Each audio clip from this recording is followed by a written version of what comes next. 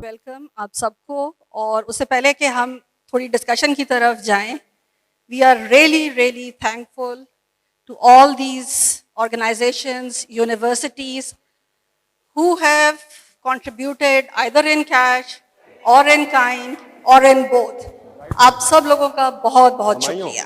इस सेशन का नाम है coming out of the boom bust cycle. Doctor Nadeem, आप प्लीज़ बताएं कि ये बूम बस्ट साइकिल है क्या, जिसमें पाकिस्तान जाता रहता है और निकलता रहता है और फिर वापस जाता रहता है और बाज़ दफ़ा फंस जाता है जैसे आजकल फंसा हुआ है। नायाब, बहुत सिंपल बात है। पिछली चार्ट पे देख लें, 2 साल हम ऊपर जाते हैं, 3 साल नीचे आते हैं। 2 साल ऊपर 3 साल नीचे, ये हमारी ग्रोथ रेट है।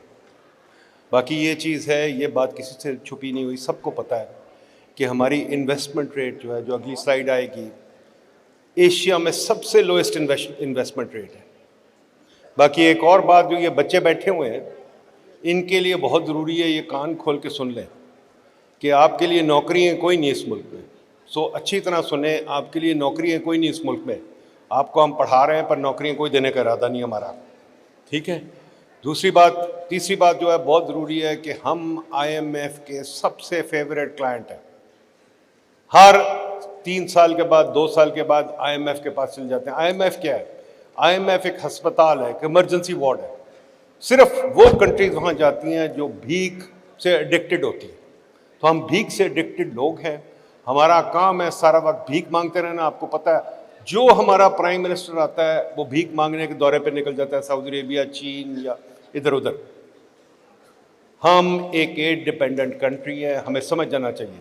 एक और बात मैं कह दूं, ये किसी एक हुकूमत का कसूर नहीं है, ये किसी एक हुकूमत का कसूर नहीं। सब 75 साल में सब हुकूमतों ने इकट्ठे मिल के ये चीज़ बनाई है। पर इसके अंदर साथ एक और भी चीज़ है जो हमारा, मैं पॉइंट आउट कर दूँ, हमारा कल्चर भी ये है कि हम काम या बात के आदी नहीं हैं। We are not people who are ready to talk and debate and listen and develop a consensus for policy. तो ये बातें जो नायाब हैं, इसमें बूम बस्ट साइकिल क्या है कि हर 2-3 साल के बाद IMF, हर साल, बल्कि मैं तो कहता हूँ 75 सालों में 23 IMF प्रोग्राम। दैट मीन हम कभी IMF से बाहर निकले ही नहीं। ये आपका कार्टून है, आपका फेवरेट कार्टून? हाँ, ये बड़ी मजेदार बात है। ये कार्टून पीछे देखिए जी, ये कार्टून जो है ये 1948 में पाकिस्तान टाइम्स में छपा था। 48 या 50 क्या है? 50 में, ओके 50 चले। 2 years, forgive me, 2 years earlier, 50 में, 1950 में, that is 73 years ago, ये कार्टून छपा था। उस वक्त, even my father's time, they had seen that we are an aid-addicted country, that we are not going to get out of aid. आज हम वहीं बैठे हुए हैं जी। Why do we keep going through this cycle? मतलब इसके लिए कभी किसी ने कोई पॉलिसी नहीं बनाई, कोई प्लान नहीं बनाया? वहीं ये कहना कि पॉलिसी नहीं बनाई, नहीं, हमने पॉलिसी बहुत सारी बनाई, बल्कि आप कहें कि ज़रूरत से ज़्यादा बनाई। मैं सिर्फ आपको 20 साल का बताता हूँ। पिछले अगर आप 20 साल को देखें तो सिंस 2023 एनुअल प्लान्स हमने बनाए, हमने 6 medium to long term plans बनाए, हमने 2 लॉन्ग टर्म विजन्स बनाए। इसके अलावा हमने न्यूमरस जो है सेक्टोरल पॉलिसीज बनाई, स्ट्रेटजीज बनाई। तो प्लान्स तो हमने बहुत सारे बनाए। हाँ, उनको पढ़ा नहीं हमने, उनको हमने इम्प्लीमेंट नहीं किया, उनको कभी लेटर एंड स्पिरिट में हमने उसको एग्जीक्यूट नहीं किया। अच्छा, now talk about 3 realities Nayab. 3 realities ये हैं हमारी कि हमारी पॉलिसी कंसिस्टेंसी नहीं है। Let's accept this. हमारी कोई भी सक्सेसिव गवर्नमेंट जो आती है वो प्रीवियस गवर्नमेंट के इनिशिएटिव्स को डंप कर देती है। चलते हुए प्रोजेक्ट्स ओवरनाइट बंद हो जाते हैं, चलते हुए जो प्रोजेक्ट्स हैं, प्रोग्राम्स हैं, वो स्लो डाउन कर दिए जाते हैं, सिर्फ इसलिए क्योंकि वो उन्होंने उसका फीता नहीं काटा होता, किसी और ने काटा होता। तो नंबर 1। नंबर 2, हमारी अप्रोच जो है वो प्रोजेक्ट ओरिएंटेड अप्रोच है। हमें प्रोजेक्ट्स अच्छे लगते हैं, हमें अच्छा लगता है कि हम मोटरवे बनाएं, अंडरपासेस बनाएं, हम यूनिवर्सिटीज़ की बड़ी बड़ी बिल्डिंग्स बनाएं, हमें बिल्डिंग्स अच्छी लगती है, हमें हार्डवेयर अच्छा लगता है। हमारी तवज्जो सॉफ्टवेयर पे नहीं है, हमारी तवज्जो ह्यूमन रिसोर्स पे नहीं है, सर्विसेज पे नहीं है, इंस्टीट्यूशंस पे नहीं है, स्किल डेवलपमेंट पे नहीं है। तो ये दूसरी रियलिटी होगी। तीसरी रियलिटी ये है कि हमारी पॉलिसी फॉर्मुलेशन, एग्जीक्यूशन और इवन उसकी एवेल्युएशन जो है वो डोनर इन्फ्लुएंस्ड है। हम डोनर की तरफ देखते हैं कि वो हमें एक रेडीमेड प्रोजेक्ट दे दे, रेडीमेड एक पॉलिसी दे दे और हम उसको बस अडॉप्ट कर लें। जैसे कि आप ले लें एमडीजीज को ले लें, एसडीजीज को ले लें। At this point of time हमारे पास अपनी कोई आप कह लें कि पॉलिसी नहीं है, वो उसमें से रेपिटिशंस हैं उन चीज़ों के अंदर कि हम प्रोजेक्ट्स तो बहुत बनाते हैं और हमारा जो एक ओरिजिनल जो जिसको मैं कहता हूँ हक hack model which is Mahbubul हक हार्वर्ड एडवाइजरी ग्रुप मॉडल, उसमें ये था कि जी आपने सड़कें बनानी है, इंफ्रास्ट्रक्चर बनाना है। हाँ, उस वक्त की ज़रूरत थी, उस वक्त की ज़रूरत थी सड़कें इंफ्रास्ट्रक्चर बनाना, और वो हम भीख मांग के बनाते थे। पर दुनिया बदल गई, दुनिया ने बदल दिया। आपने बाय नेशंस फेल पढ़ी हुई किताब, वो कहते हैं कि भाई ये काम छोड़ दो, फोकस करो इंस्टीट्यूशन बनाने, पॉलिसी। हमने वो सीखा ही नहीं, अभी तक वो पैगाम यहाँ नहीं पहुँचा। यहाँ हम अभी तक सड़कें बना रहे हैं, पर सड़कें बनाने में भी ये है कि पॉलिटिकल सड़कें बना रहे हैं, पॉलिटिकल प्रोजेक्ट्स बन रहे हैं, पॉलिटिकल यूनिवर्सिटीज़ बना रहे हैं। हमारे यूनिवर्सिटीज़ अगेन बच्चों, आपकी यूनिवर्सिटीज़ में जान कोई नहीं, उस्ताद कोई नहीं है, सिर्फ बिल्डिंगें। तो ये जो मुसीबत है ये भी एक बहुत बड़ी बात है। इसके साथ साथ एक और देखें, लोग कहते हैं प्राइवेट सेक्टर।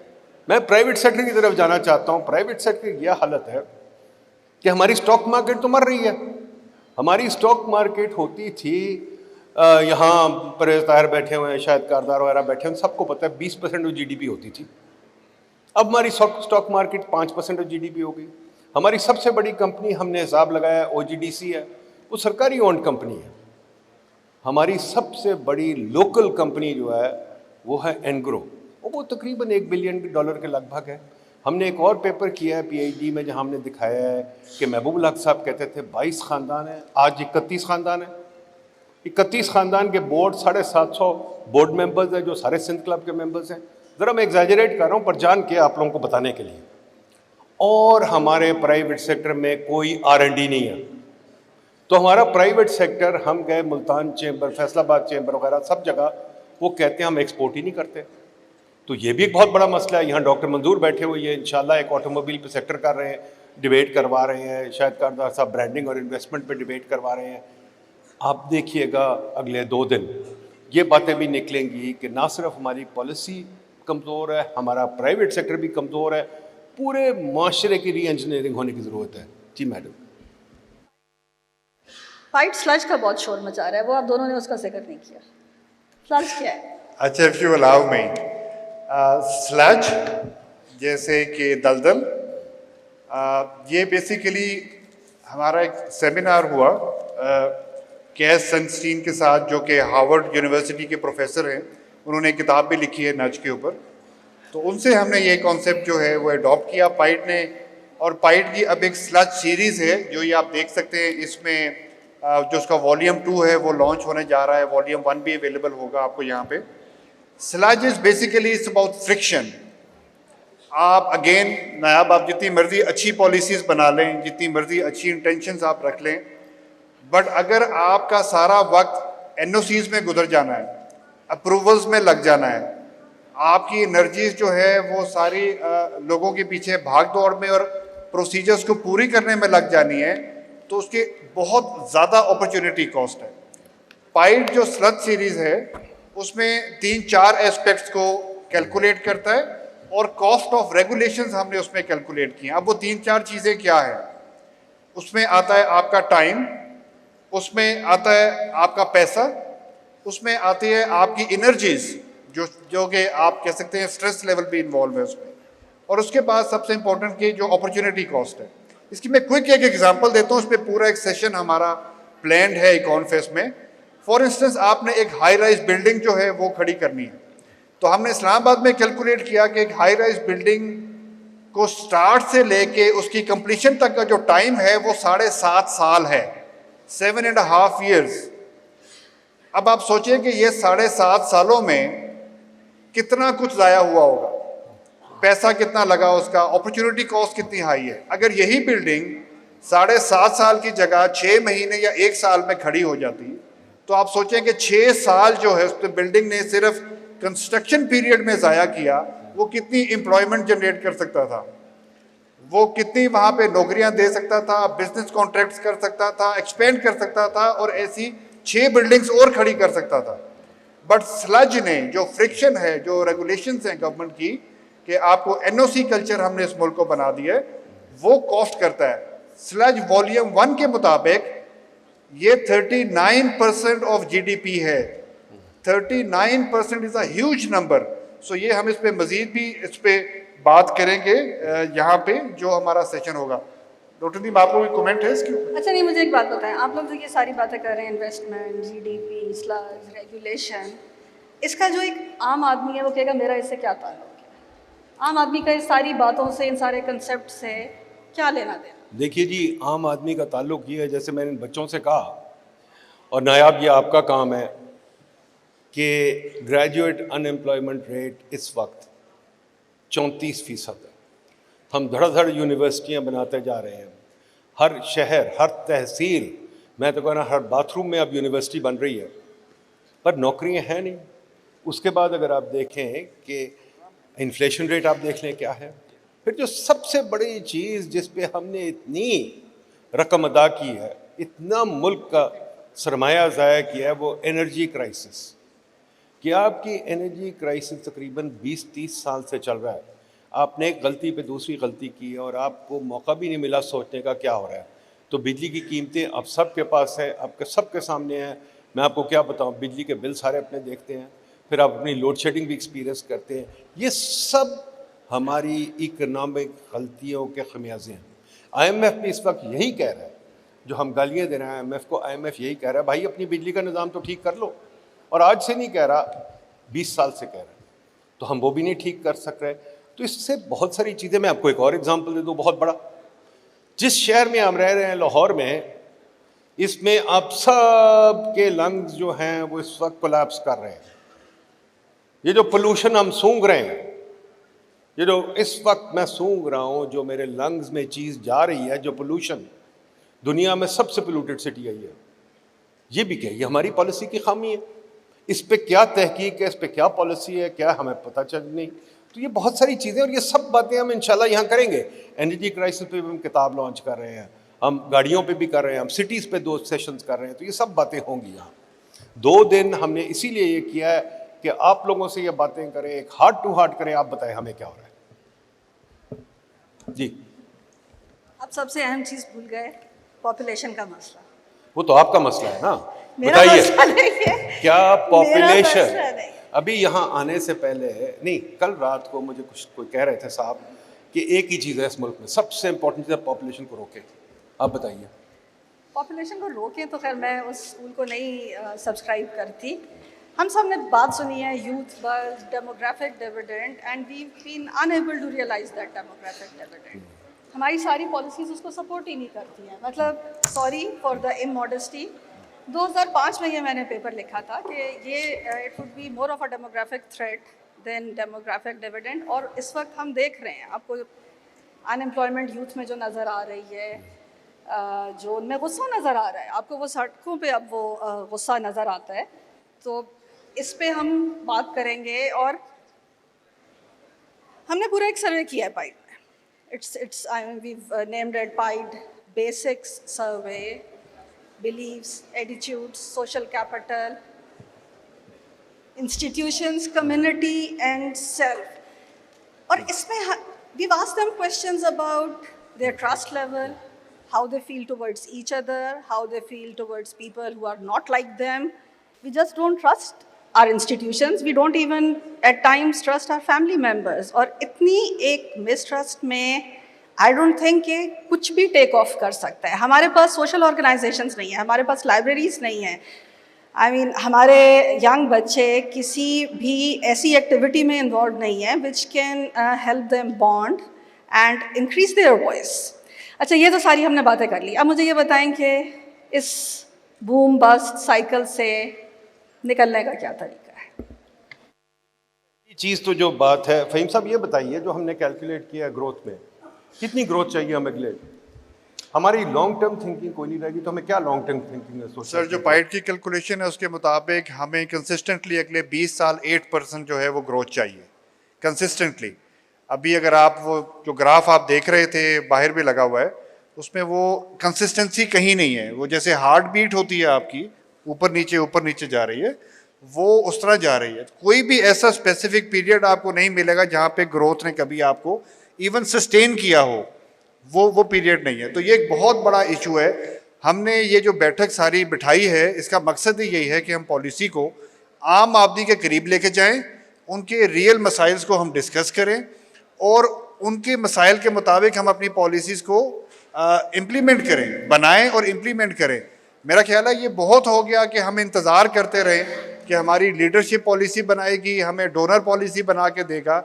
मेरा ख्याल है कि आम आदमी को अपनी आवाज़ उठानी है और उसके अंदर शमूलियत इख्तियार करनी है। हमें एक प्रेशर ग्रुप चाहिए, एक ऐसा प्रेशर ग्रुप जो मिलके एक सॉलिड तरीके से एक रीजनेबल बात करे। सिर्फ माइक पे आके हमने ये नहीं कह देना कि महंगाई हो गई है तो महंगाई को कंट्रोल करें, नहीं, हमें मिलके उसका हल भी तलाश करना है, हमें हल भी सजेस्ट करना है, फिर हम यहाँ से आगे जा सकते हैं। ये जो 8% आप कह रहे हैं 20 साल ग्रोथ होनी चाहिए, क्यों, वाई यू सेइंग दिस, किस वजह से आप? सर वो बेसिकली पॉपुलेशन देखें ना हमारी कहाँ जा रही है। अब ये डॉक्टर नायाब बेहतर बता सकती हैं कि अब आप पॉपुलेशन देखें तो हमने पॉपुलेशन के इशू को बिल्कुल निगलेक्ट कर दिया है। तो doctor Nayab over to you, आप बताएं ज़रा इससे मुतल्लिक, और इसमें पॉपुलेशन के साथ सोसाइटी का भी बताएं। जो हमारा मिसट्रस्ट है सोसाइटी के अंदर, एक आम आदमी उसके पास पैसे आ जाएं, वो भाग के प्लॉट लेने को तैयार है, बट वो फैक्ट्री नहीं लगाएगा, वो फर्म नहीं लगाएगा, वो इक्विटी में नहीं लगाएगा। तो मिसट्रस्ट जो है वो एक बहुत बड़ा इशू है। तो पॉपुलेशन और सोसाइटी से मुतल्लिक डॉक्टर नायाब प्लीज आप थोड़ा ब्रीफ करें। उसका पूरा सेशन है इसलिए मैं बहुत डिटेल में इस वक्त नहीं जाऊंगी, लेकिन ये जो 8% ग्रोथ रेट हम कह रहे हैं चाहिए, क्योंकि 2 million new workers would be added to the workforce every year. यानी कि 2 मिलियन बच्चे जो यहाँ बैठे हुए हैं ये अब नौकरी की तलाश में होंगे, वो अभी भी तलाश में है। और आप सोचें कि उसमें 2 मिलियन, और इसमें हम ये नहीं कह रहे हैं कि जी ये कोई बहुत प्रोडक्टिव जॉब्स होंगी। इवन जो इस वक्त की हमारी not exactly very gainful employment, इसी को मेंटेन करने के लिए हमें 8% ग्रोथ रेट की ज़रूरत है, and also your debt servicing. ये जो दो आप कह रहे हैं 2 मिलियन बच्चे आ रहे हैं, इनको हमें नौकरियां देनी है, इसके लिए हमें 8% ग्रोथ चाहिए, और अगर 8% ग्रोथ चाहिए तो हमें तकरीबन 25-30% इन्वेस्टमेंट चाहिए, जो हमारी इन्वेस्टमेंट अभी 11% है। तो ये तो बहुत बड़ी डिमांड है। फ़हीम साहब, ये कभी कहीं दुनिया में हुआ है 8% growth consistently for 20 years? Sir 2 countries तो हमारे आसपास ही हैं, इंडिया और चाइना को ले लें। आज से 20 साल पहले लोग कहते थे कि उनकी पॉपुलेशन ही उनके लिए सबसे बड़ी थ्रेट है। आज वही पॉपुलेशन जो है, वही यूथ जो है, उनके लिए डेमोग्राफिक डिविडेंड बना, और उसी पॉपुलेशन को आज दुनिया एज एन अपॉर्चुनिटी देख रही है, उस अपॉर्चुनिटी का इस्तेमाल हो रहा है। तो बिल्कुल सर, हमारे पास एग्जांपल्स मौजूद हैं जहाँ पे 8% ग्रोथ, ठीक है, उसमें प्लस माइनस हुआ होगा, बट डेफिनेटली एक जो ट्रेंड है जो कि ऊपर की तरफ जा रहा है वो बिल्कुल नजर आया है। मुल्कों में एग्जांपल्स मौजूद हैं इस तरह की। नाउ वेरी क्विकली अगर आप बता सकें, नायाब पहले आप फिर फ़हीम, कि इस पे पाइड ने जो काम किया, हम जो चार्टर ऑफ इकोनॉमी कह रहे हैं कि यार एक रिफॉर्म एजेंडा ऐसा हो जो हमने ग्रोथ फ्रेमवर्क भी बनाया है, आपके ख्याल में क्या रिफॉर्म्स होने चाहिए? वेरी क्विकली फिर हम फ्लोर पे चलते हैं, बताइए। You start and then Faheem can finish. To start with, this is a living document. Nothing we are saying in this document is final. It's an evolving document, and there's a whole session on Charter of Economy. I would really like, इसमें बाज़ चीज़ें हैं जो लोगों को एकदम से थोड़ा एजिटेट कर देती हैं, स्पेशली जो पॉलिटिकल रिफॉर्म पे हमने कहा है कि वी नीड इलेक्टोरल रिफॉर्म्स। उसमें कुछ सजेशंस हैं, I won't go into the details, वो हम जब सेशन होगा तो बात करेंगे। देन जो रेगुलेशन की बात की, हमें बहुत सारी चीज़ें डीरेगुलेट करने की ज़रूरत है। एकदम से कहते हैं कि जी स्टेट का रोल, ऑफ कोर्स स्टेट का रोल हमेशा रहेगा, लेकिन हमें किस हद तक स्टेट का रोल चाहिए? असल में मैं खो गया इन सारे बच्चों में। जितने यहाँ पे इस टाइम यंग लोग यहाँ शिरकत कर रहे हैं, और अगर आप इजाज़त दें तो मैं पाइड की तरफ से मैं आप सबका बहुत शुक्रगुजार हूँ। मैं very happy, is very pleasant view के हॉल बिल्कुल भरा हुआ है यहाँ पे। आई वुड सजेस्ट कि आप लोग प्लीज़ यहाँ पे अपने टीचर की वजह से सिर्फ ना बैठें, आप यहाँ पे आए हैं तो यहाँ शिरकत करें। बड़े इंटरेस्टिंग यहाँ पे हम टॉपिक्स हैं जिस पे हम गुफ्तगू करेंगे, यहाँ पे बातचीत होगी और आखिर में हम कंक्लूड भी करेंगे। ऐसा ही एक सेशन बड़े सीनियर इकोनॉमिस्ट यहाँ पे बैठेंगे और इन्हीं मामलात को हम तय करेंगे यहाँ पे। आप अपनी शिरकत को यकीनी बनाएं और सवाल करें यहाँ पे अपने पैनलिस्ट को जो आपके जहन में आते हैं। ये एक बहुत बड़ी अपॉर्चुनिटी है आपके लिए। डॉक्टर नायाब ने एक नंबर आपको नहीं बताया और वो ये है कि पाइड की कैलकुलेशन के मुताबिक जो हमने भी रिसेंट डाटा देखा है, 31% ऑफ एजुकेटेड जो यूथ है वो अनएम्प्लॉयड है। एम आई राइट? 31%, यानी कि 1/3 ऑफ द एजुकेटेड यूथ जो है पाकिस्तान में वो अनएम्प्लॉयड है। अच्छा, अब वो हमने इसमें एक बड़ा इंटरेस्टिंग सेशन रखा है, मुझे नौकरी दो या वीज़ा दो। अब वो ओपन माइक होगा यहाँ पे और आपने उसमें शिरकत करनी है और वो सिर्फ आपके लिए, उसमें यहाँ स्टेज पे से नहीं बोलेंगे, आप लोग बोलेंगे, क्योंकि अगेन उसमें पाइड की जो स्टडी है डॉक्टर नायाब जिसको लीड कर रही हैं, 67% जो यूथ है वो पाकिस्तान छोड़ के जाना चाहती है। तो हमें इन मौजूआत को बहस में लाना है, पॉपुलेशन को बहस में लाना है, यूथ की जो स्किल डेवलपमेंट है, अपॉर्चुनिटीज़ हैं, उनको बहस में लाना है, शहर के मामलात को बहस में लाना है। हम जब तक इन चीज़ों पे बहस नहीं करेंगे हम उसमें से कुछ निकालेंगे नहीं, सीखेंगे नहीं और आगे नहीं बढ़ेंगे। अगर हम इंतज़ार करते रहेंगे डोनर का कि वो हमें रेडीमेड दे दे तो फिर हम यहीं रहेंगे, जैसे डॉक्टर नदीम ने अपनी वीडियो में कहा था। देखिए जी, मैं एक छोटी सी बात कह दूं कि जी आप 2 दिन इस पे हमने बहुत बात करनी है, बहुत मौके आएंगे। हमने तो आपको एक ओवरव्यू दिया है, हमने डिटेल में जाना है। एक बात समझ लें, जो टीवी पे हामिद मीर वगैरह कहते हैं उन्होंने तो रेटिंग बढ़ानी होती है। पाकिस्तान को ज़ुकाम नहीं है, ये जो डिफ़ॉल्ट हो रही है नहीं हो रही, और क्या 4 बिलियन नजर से आ देंगे 2 बिलियन, ये पाकिस्तान को ज़ुकाम नहीं है। पाकिस्तान को बड़ा डीप बीमारी है, इसको ठीक करना आपका काम है। और मैं जवानों नौजवानों से कह दूं, हमारी जनरेशन फेल कर चुकी है, मैंने तो इस पर एक अपॉलॉजी भी लिख दी है।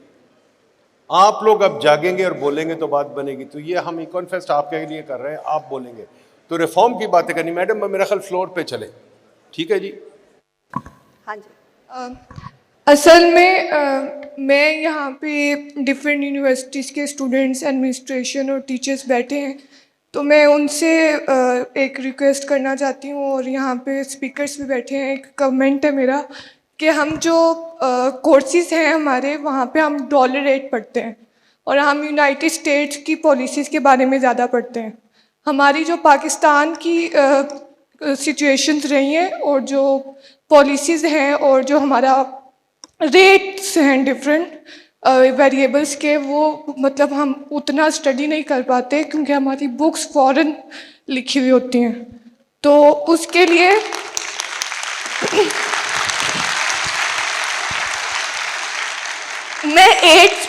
अभी मैं 8th सेमेस्टर की स्टूडेंट हूँ और मैंने first course issues in Pakistan economy पढ़ा है जो पाकिस्तान से रिलेटेड है, and I mean 8th semester.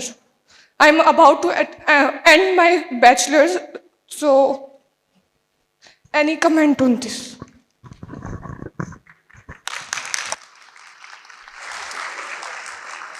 देखिए ये अभी जो हम सेशन कर रहे हैं ये ओपनिंग द कॉन्वर्सेशन। आपका सवाल बहुत रेलेवेंट है, बहुत ज़बरदस्त है।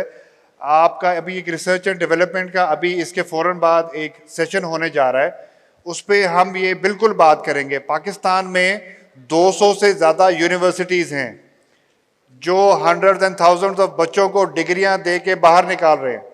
अब वो डिग्री है, डिग्री आपकी गारंटी नहीं है नौकरी की।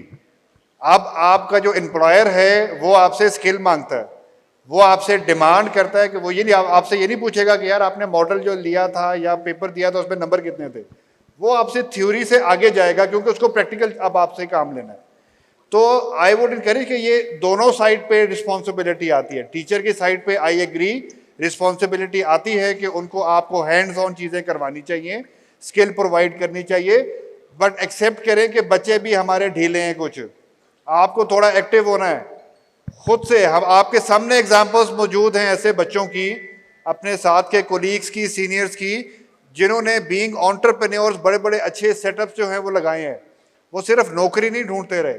अगेन हमारा सर्वे बताता है कि 90% ग्रेजुएट्स नौकरी मांगते हैं। क्यों नौकरी चाहिए आपको? हर एक को क्यों नौकरी चाहिए? इतनी नौकरी नहीं है, यकीन करें, मैं आपको डिसअपॉइंट नहीं करना चाहता हूं, बट नौकरी नहीं है। आप एंटरप्रेन्योर क्यों नहीं बन सकते? आप अपना जो है सेटअप क्यों नहीं सोच सकते लगाने के लिए? आप कहते हैं मुझे वीजा दें, मैं बाहर जाके बर्तन धो लूंगा, आप यहाँ पे कर सकते हैं। वहाँ स्लज ये ना, उनको इस तरफ ना लगाए, वहाँ हुकूमत लगाने नहीं देती। वो बेचारे क्या करें? हमने इस्लामाबाद में खोखे लगवाए थे, हुकूमत ने आके तोड़ दिए। अभी कायदे आज़म यूनिवर्सिटी में इजाज नबी यहाँ बैठे हुए मजीद का खोखा तोड़ दिया। ठीक है, ये बैठे परेज ताहिर साहब बताएंगे आपको। जी पीटी साहब को दें माइक। मेरा ख्याल है ये जो सवाल अभी उठाया गया है कि पढ़ाया क्या जा रहा है, ये सबसे अहम सवाल है। इसको आप जल्दी से डिसमिस ना करें। ये इतने लोग शायद फिर ना इकट्ठे हों किसी हॉल में, इस पर बात कर लें। मेरा ये ज़ाती तजर्बा है, थोड़ा बहुत जो मैंने पढ़ाया। आप माइक्रो इकोनॉमिक्स पढ़ाते हैं, उसमें पाकिस्तान का कोई जिक्र नहीं होता। आप मैक्रो इकोनॉमिक्स पढ़ाते हैं, उसमें पाकिस्तान कहीं नहीं होता। वो कभी उर्दू के अखबारों में जब शुरू में औरतों का सफ़ा शुरू हुआ तो उस पर यह लिख दिया जाता था, तुम्हें पता होगा, कि औरतों का सफ़ा जिसे मर्द भी पढ़ सकते हैं। और वो क्या है? वो होता है इकॉनमी ऑफ पाकिस्तान, एक अलग से, जो कि जोग्राफिया ज़्यादा होता है, इकोनॉमिक्स कम होती है, वो पढ़ा दी जाती है। और इश्यूज इन पाकिस्तान की इकॉनमी वगैरह। नो, हमने अपना हर फील्ड, जैसे ही आप माइक्रो इकोनॉमिक्स पढ़ाते हैं, क्यों हमें एनर्जी का नहीं पता? माइक्रो इकोनॉमिक इशू है ना। क्यों हमें हेल्थ का नहीं पता? माइक्रो इकोनॉमिक इशू है ना। हमारी माइक्रो इकोनॉमिक्स में पाकिस्तान को बिल्कुल ही नहीं होता। और मैक्रो में चूँकि डोनर्स ने फिस्कल डेफिसिट ये वो बड़ा घुमा दिया। तो मैं ये कह रहा हूँ कि इस मसले पे कि हम पढ़ाते क्या हैं, सीरियसली बात करें। ये जो आप कहते हैं ना, लोग पॉलिसी पे बात नहीं करते, पॉलिसी यहीं से शुरू होनी है ना, थिंकिंग। ये जो सब आप बात कर रहे हैं, मुझे उस बच्ची का सवाल नहीं समझ आया था, वरना मैं तभी बोल देती। एक पूरा सेशन है एग्जैक्टली इस टॉपिक पे, एजुकेशन विद नो फ्यूचर। ये बिल्कुल हमें रियलाइजेशन है। मैं अक्सर, आपने अगर मेरी कोई देखी हो वीडियोस भी, तो उसमें मैं कहती हूँ कि एक अजीब सी इस वक्त पाकिस्तान में सिचुएशन है कि हम इंटरव्यू करते हैं, हमें सही कैंडिडेट नहीं मिलता, और जो कैंडिडेट है उसको नौकरी नहीं मिलती। तो ये इशू जो है, ये इट्स ऑन बोथ साइड्स। तो प्लीज़, ये सारे बच्चे, उन्होंने बहुत क्लैप किया था। आई वुड रियली लाइक कि आप वहाँ जाएं और बात करें। डॉक्टर नदीम को इवन टीचर से बहुत कुट पड़ती है जब वो ये बात करते हैं कि तुम लोग पुराने नोट्स अपने बच्चों को पढ़ा देते हो, हर साल वही नोट्स पढ़ा देते हो। इट्स अ फैक्ट, हम बच्चों को रेलेवेंट एजुकेशन नहीं दे रहे हैं। तो प्लीज़, ये सेशन है जी, आप ज़रूर उसमें जाइएगा, एजुकेशन विद नो फ्यूचर। हाँ जी, नेक्स्ट क्वेश्चन जी, go ahead, speak. Okay. I'm from Punjab University Economics Department, doctor Atif Khan Jadoon ji. अभी आप लोगों ने बात की related to resource generation and trade related affairs as well. Pakistan के अंदर ट्रेड पॉलिसीज़ बनती भी रही और इंटरेस्टिंगली उसके ऊपर इम्प्लीमेंटेशन उस तरह नहीं रही। जो नदीम साहब ने अभी बात की कि हम लोग प्लान्स बनाने में जो है वो माहिर हैं और इस तरह चीज़ें जो हैं। What do you think the future of trade in Pakistan? क्योंकि अभी भी 2025 तक हम लोगों ने ट्रेड पॉलिसी बनाई और उसके ऊपर जो वर्किंग है वो उस तरह नहीं होती। और इंटरेस्टिंगली, जब हम लोग ट्रेड डेवलपमेंट ऑफिसर्स लगाते हैं यहाँ से, जो बाहर दुनिया में जाके हम लोगों को मार्केट दें, उस तरह से एडमिनिस्ट्रेटिव साइड पे, गवर्नमेंट साइड पे अनफॉर्चुनेटली उस तरह से रिस्पांस नहीं आता। क्या हम लोग ट्रेड जोन्स की बात करते हैं पाकिस्तान के अंदर? नहीं करते। क्या हम लोग इस तरह की स्टडीज़ करवा रहे हैं कि स्पेसिफिक एरिया स्पेसिफिक प्रोडक्शन और फिर उसकी एक्सपोर्ट हो? हम लोगों ने इस ट्रेड पॉलिसी के अंदर हम लोगों ने कहा जी हम लैटिन अमेरिका को टारगेट करेंगे, हम लोग अफ्रीका को टारगेट करेंगे, तो उसकी रियलाइजेशन अभी तक नहीं आई। आप बात कर रहे हैं कि जी हम लोग एलॉन मस्क क्रिएट करें? और फैसिलिटीज़ के बारे में आप क्या समझते हैं कि क्या जो हमारे आज भी ट्रेड यूनियंस हैं वो बात कर रही हैं कि जी आप हमें गैस सब्सिडीज़ दें और इलेक्ट्रिसिटी प्राइसेस, कंज्यूमर साइड तो है ही है, लेकिन दूसरी साइड पे जो प्रोडक्शन साइड पे जो उनको डिफ़िकल्टीज़ हैं उनके बारे में आप क्या कहते हैं? बिल्कुल ठीक जी, बड़ी गुड क्वेश्चन जी, गुड क्वेश्चन। आप देखेंगे कि आज ही हम एक डिबेट करा रहे हैं बड़ी मज़ेदार 4 यंग लोगों से, कॉम्पिटेंट प्रोफेशनल से, कि पाकिस्तान का सबसे बड़ा मसला क्या है जो डिबेट में आता है, पॉलिटिकल डिबेट में। Is it corruption that is slowing down Pakistan, is it incompetence? And I think ये बड़ा ओपन सवाल है और इस पर एक डिस्कशन होनी चाहिए, क्योंकि जो आपने बात कही वो बिल्कुल सही है कि पॉलिसी बनती कैसे है। वहीं ने अभी बात कही कि हमारे पास प्रोजेक्ट्स बहुत होते हैं। मैंने जो हक है मॉडल की बात की, हम लोग, हमारे हुक्मरान सारे इस शौक में हैं। कैबिनेट पे जो डिस्कशन होती है, ईसीसी पे डिस्कशन होती है, यहाँ बहुत सारे लोग ईसीसी में बैठते रहे, कैबिनेट बैठते रहे हैं, वो डिस्कशन होती है ज़्यादा प्रोजेक्ट्स पे। और पॉलिसी जो होती है वो बहुत मुश्किल चीज़ और बहुत डिफरेंट चीज़ होती है। पॉलिसी में आपको सोचना पड़ता है बहुत आगे की, और फिर आपको उसको एक फ्रेमवर्क देना होता है, फिर लीवर सोचने होते हैं, वो नहीं हम बना सकते। उसके अंदर दुनिया जहान में पॉलिसी जो बनती है उसमें यूनिवर्सिटीज़ इन्वॉल्व होती हैं, यूनिवर्सिटीज़ तहकीक करती हैं, यूनिवर्सिटीज़ मॉनिटरिंग एंड इवैल्यूएशन करती हैं। हमारे मुल्क में यूनिवर्सिटीज़ को बिल्कुल बाहर रखा गया है। हमारे मुल्क में सिर्फ सेक्शन ऑफिसर खुद कर लेता है या डोनर के साथ बैठ के कर लेता है, और वो जल्दी में हेस्टिली बनती है। बादशाह सलामत कहते हैं कि भाई कल सुबह मेट्रो बना दो, पॉलिसी बन गई। वो मेट्रो बनाने की पॉलिसी कोई नहीं थी, मेट्रो इज़ अ प्रोजेक्ट। फिर हम उसको जल्दी जल्दी में करते हैं, फिर हम मार खा जाते हैं बार बार। जैसे अभी देखिए बाराकहू में माशाल्लाह हमने कायद-ए-आज़म यूनिवर्सिटी की ज़मीन लेके सड़क बनानी शुरू कर दी, वो गिरती जा रही है, हम बनाते जा रहे हैं, वो गिरती जा रही है, हम बनाते जा रहे हैं। तो ये हमारी पॉलिसी अनफॉर्चुनेटली। पॉलिसी में फिर मिनिस्ट्रियों के आपस में मिल के बैठ करना होता है, बात करनी होती है। हम मिनिस्ट्रियाँ तो आपस में मिल के बैठ नहीं सकती, क्योंकि हमारे सब की अपनी अपनी जागीरें हैं। पॉलिसी एक कोऑर्डिनेटेड फ्रेमवर्क होता है। ये बहुत सारी बातें ये हमने करनी है। आप भी इनकॉम्पिटेंस पे डिबेट होगी, आपकी ऑटोमोबाइल पॉलिसी पे मंजूर साहब डिबेट करा रहे हैं, आपकी बहुत चीज़ों पे हमने इंडस्ट्रियल पॉलिसी पे शायद साहब डिबेट करवा रहे हैं। हमने बहुत सारी ये बातें करनी है, तो ज़रूर लेके आइए ये सवाल। अच्छा सर, एक मिनट काइंडली सर, सर वो जो आपने आंसर दिया है इसके ऊपर interestingly I wrote a paper, trade liberalisation and किस तरीके से ये जो है पॉवर्टी एलिवेशन के ऊपर काम कर सकता है। I basically presented that paper in Asian Development Bank as well in Tokyo. But interestingly जब मैं वापस आता हूँ और डिफरेंट लेवल्स पे वो ईमेल्स करता हूँ उस रिसर्च को लेके और उसके ऊपर फ्यूचर जो भी हम लोग काम कर सकते हैं, लेकिन कोई I receive not a single email back कि जो इस चीज़ के ऊपर विलिंग हूँ। डिफरेंट फॉरम्स के ऊपर मैंने बात की लेकिन कोई नहीं था।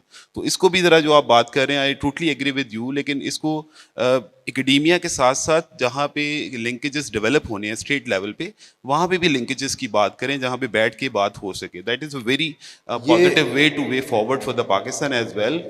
अगेन आपने बड़ी अच्छी बात की, पर देखिए इसमें एक और भी प्रॉब्लम है। एकेडेमिया आपस में भी मिलकर बात नहीं करती। हमने जो ये कराया EconFest 15 यूनिवर्सिटी इसीलिए कि आपस में तो बात करें।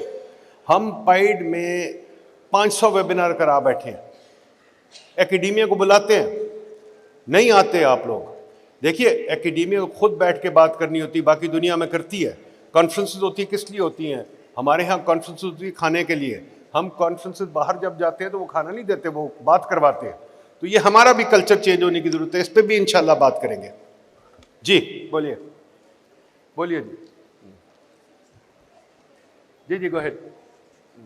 हेलो, अस्सलाम वालेकुम जी, मेरा नाम साकिब जंग है, मैं कैलिफोर्निया से आया हूँ उधर। एक्चुअली इकोनॉमिक्स में मेरा बैकग्राउंड नहीं है, but I am just curious, there was mention about India. तो बाहर से हम देखते हैं कि इंडिया और बांग्लादेश दोनों है, they have been booming for the last 15 years. So या सेशन होएगा कोई टू एनालाइज कि what changes have they made that Pakistan can look into. हम लोग, we've been struggling. We started off in the same, so India in the early 90s में they made some changes, moved from socialism to sort of being more open market. So ऐसी changes उन्होंने की हैं जो हम भी we can look into and implement and try and improve our economy. good question. बोलिए। देखें, चले इंडिया नहीं कहते, बांग्लादेश कह लेते, मगर रियल प्रॉब्लम आपके वहीं रहेंगे। आपका रियल प्रॉब्लम है इन्वेस्टमेंट का, इन्वेस्टर के कॉन्फिडेंस का प्रॉब्लम है। पाकिस्तान में इन्वेस्ट नहीं कर रहे। ये से अगला सेशन जो यहाँ पे इसी हॉल में इसी जगह पे होने वाला है, इट इज़ अबाउट कि वाई डोंट पाकिस्तानीज इन्वेस्ट। हमें अपने मुल्क को जब तक हम इसको घर नहीं समझेंगे, इसको संजीदा नहीं लेंगे, हम ये सारी बात करते रहेंगे कि जो उनका सोशलिज्म था, उनका कैपिटलिज्म था, वो आगे निकल गए थे। सिंपल बात यह कि वो सिंसियर थे। उन्होंने प्रेफर किया कि वो दुबई में फ्लैट लेने के बजाय, कहीं और इन्वेस्टमेंट लेने के बजाय, उन्होंने अपने मुल्क में इन्वेस्टमेंट लगाई। छोटी फैक्ट्री लगाई, ठीक है, बट लगाई। बांग्लादेश ले लें, बांग्लादेश आज उसका आप देख लें इकोनॉमी कहाँ जा रही है, पॉपुलेशन के सेम इश्यूज हैं। चैलेंजेस आपको हर कंट्री में मिलेंगे, इवन डेवलप्ड नेशंस में मिलेंगे। ऐसा नहीं है कि वहाँ नहीं मिलेंगे, मिलेंगे। और इन्हीं चैलेंजेस को हम यहाँ पे डिस्कस भी करेंगे। तो कोई हरफे आखिर नहीं है। जो मैंने कहा मैं गलत भी हो सकता हूँ, आप सही भी हो सकते हैं, और भी कोई सही हो सकता है। बात से बात करेंगे तो बात बनेगी। जब तक हम मईशत की बात नहीं करेंगे, अंडरस्टैंड नहीं करेंगे और खुले दिल से बात नहीं करेंगे, समझेंगे नहीं एक दूसरे को, उस टाइम तक बात नहीं बनेगी।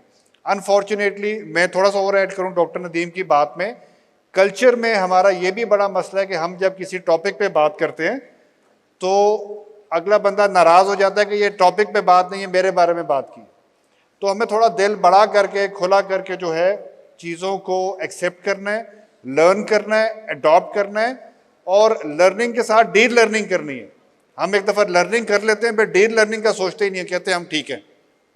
तो इस पर मजीद बात होगी आपके साथ। सर मेरा क्वेश्चन है आपसे। जी जी जी, प्लीज़ करें। सर मेरा आपसे क्वेश्चन है, आपने कहा था sir we should come out from the job cycle, हमें एंटरप्रेनर बनना चाहिए। तो सर आप हमें ये बताएं सर कि आप खुद जॉब होल्डर हैं या आप खुद एंटरप्रेनर हैं?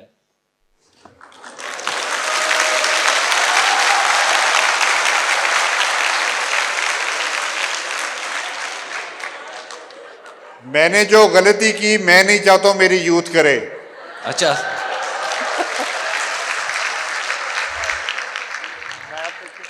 सर, तो आप चाहते हैं कि हम एंटरप्रेन्योरशिप की तरफ आएं, लेकिन उसके लिए हमें एक अमाउंट चाहिए। और अगर हम लोगों ने कोई मैन्युफैक्चरिंग करनी है या कोई सेल्स की तरफ जाना है, तब भी हमें मैनेजर की ज़रूरत पड़ेगी, वो भी जॉब की थ्रू आएंगी। सर आप ये कैसे कह सकते हैं कि हम लोग जॉब साइकिल से निकल जाएं और उनका सोचे ना? तो आप बता दें काइंडली।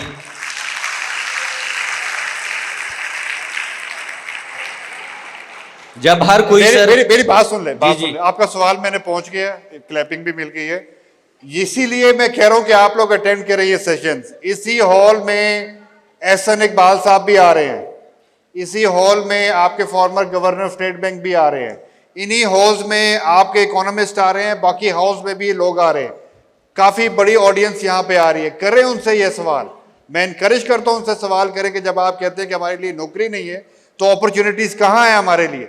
मैं आपके साथ खड़ा होऊंगा, आपके साथ। चले सर, उनको रहने दें। आप ये बता दें कि हम एंटरप्रेन्योरशिप बन जाते हैं सर, हम अपना बिजनेस स्टार्ट कर लेते हैं। तो आप ये बताएं कि वो बिजनेस के लिए अमाउंट हमारे पास कहाँ से आएगी, वो हमें कौन देगा सर? यार जरा आहिस्ता बोलें, कंक्लूड करें। चले सर, मैं आहिस्ता बोल लेता हूँ सर। आहिस्ता बोलें स्लोली, तक आवाज तो समझ आए ना। अच्छा सर, जेल करते हैं आवाज नहीं आती। अच्छा सर, मैं ये कह रहा हूँ सर कि अगर हम लोग अपना बिजनेस स्टार्ट करते हैं तो हमारे पास जो अमाउंट है वो कहाँ से आएगी?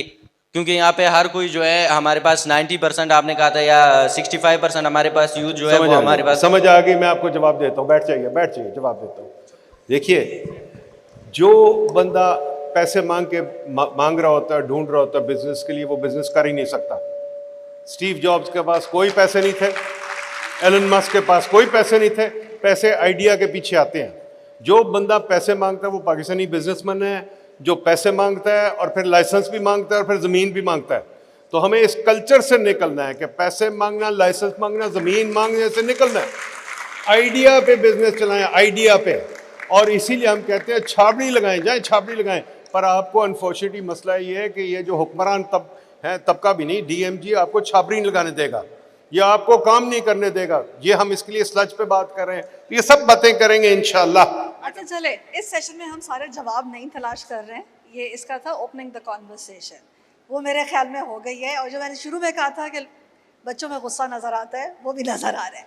आप लोग प्लीज़, अब ये जो एक पूरा सेशन होगा चार्टर ऑफ इकोनॉमी में, वो क्या है जो हम चाहते हैं कि रिफॉर्म हो। ये इन्होंने स्लाइड बदल दी, उसमें मैंने लिखा हुआ था कि think, debate and reform. Reform के बगैर हम कहीं नहीं जाने वाले। रिफॉर्म पे हम डिसएग्री कर सकते हैं कि क्या रिफॉर्म होनी चाहिए, but we do need to reform. हर चीज़ में रिफॉर्म। आपने कहा पैसे कहाँ से आएंगे, आप सजेशन ज़रूर लेके आएँ, लेकिन उसके लिए ज़रूरी है कि हम बात करें। Again, disagreement is not a bad thing, लेकिन बात करना ज़रूरी है। मेरे ख्याल में सेशन को हम यही ख़त्म करते हैं। प्लीज़ ये 2 दिन का जो प्रोग्राम है, इसमें ऑलमोस्ट सब टॉपिक्स जिन पे हमने थोड़ी बात की है या ज़्यादा बात की है इस वक्त, सब कवर हो रहे हैं। घंटे घंटे की स्लॉट है जिसमें हमने सब मॉडरेटर से कहा हुआ है कि at least 30 minute should be for the floor. वहाँ आपको यहाँ बैठना ज़रूरी नहीं है, आप उस साइड से भी ये सवाल कर सकते हैं। प्लीज़ सवाल करें। इस सेशन को मैं यहीं ख़त्म कर रही हूँ। हाँ, उससे पहले कि ख़त्म करूँ, एक छोटी सी अनाउंसमेंट। ये अगर आप इसमें देखें कि हमारे लास्ट 2 लोगोज़ जो हैं, सुंदर्स फाउंडेशन और फला फाउंडेशन के हैं, इनके साथ हम किस तरह कोलैबोरेट कर रहे हैं। ये दोनों चैरिटीज़ हैं, दोनों रिलायबल चैरिटीज़ हैं। आप इनको जो भी डोनेशन देंगे, अ मिनिमम ऑफ 100 रुपीज़, वो आपको एक रसीद देंगे। Just show that receipt to the paid counter जहाँ हमारी बुक्स लगी हैं, और उसके बदले आप कोई भी किताब ले सकते हैं। पैसे आपने उनको देने हैं, हमें सिर्फ रसीद दिखानी है, और बुक आपको मिलेगी पाइड के काउंटर से। Thank you everyone. क्विकली आप लोग प्रोग्राम देखें, और विदिन 15 मिनट्स जो है, अब इसके बाद 4 कंकरेंट सेशंस हैं हॉल 1, 2, 3, 4 में। जो भी आपका इंटरेस्ट का सेशन लगता है, जाएं, सुने और बात करें। Thank you so much.